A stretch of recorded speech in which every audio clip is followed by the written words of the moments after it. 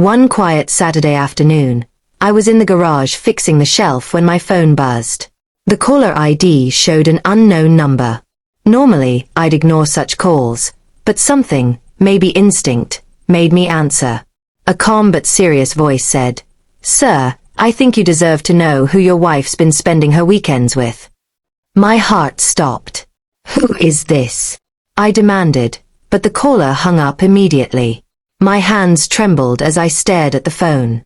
For a moment, I stood frozen, unsure whether to believe what I had just heard. Then, curiosity turned into dread. I walked into the living room where my wife, Laura, was sitting on the couch, laughing at something on her phone. "Who was that?" she asked, noticing my pale face. I hesitated before saying, "Just a wrong number, I think." But my mind was already racing. I'd been ignoring the late-night work meetings, the sudden makeup routine before her girls' nights, and the way she'd guard her phone like a secret vault. I didn't want to be the paranoid husband, but this call, it hit too close to home. Later that evening, when she went to shower, I opened her phone. I knew it was wrong, but I couldn't stop myself. I found a message thread named M. The top message read, "Can't wait to see you tomorrow, babe. Last time was incredible." My stomach turned. The last time she told me she was at a work conference. When she came out, I was sitting on the bed, holding her phone. She froze instantly. "Care to explain?" I asked quietly. She blinked, pretending confusion. "Explain what?" I showed her the messages. Her face drained of color. For a moment she said nothing, then whispered, "It's not what you think." I laughed bitterly.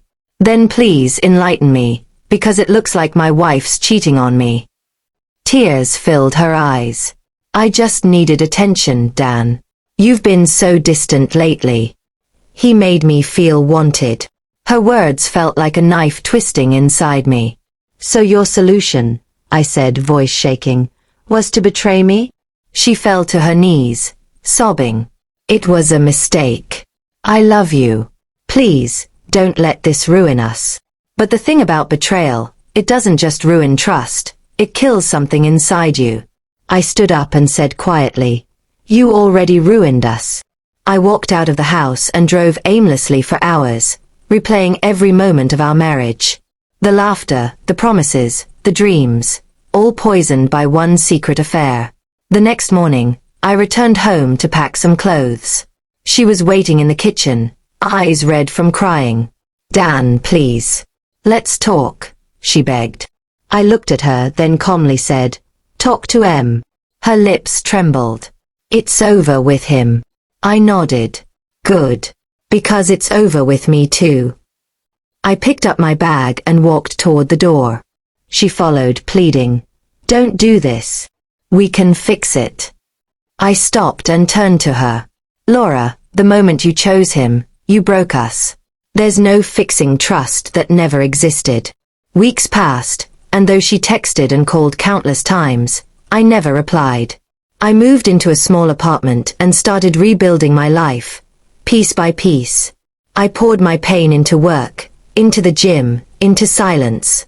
One day, I got another unknown call.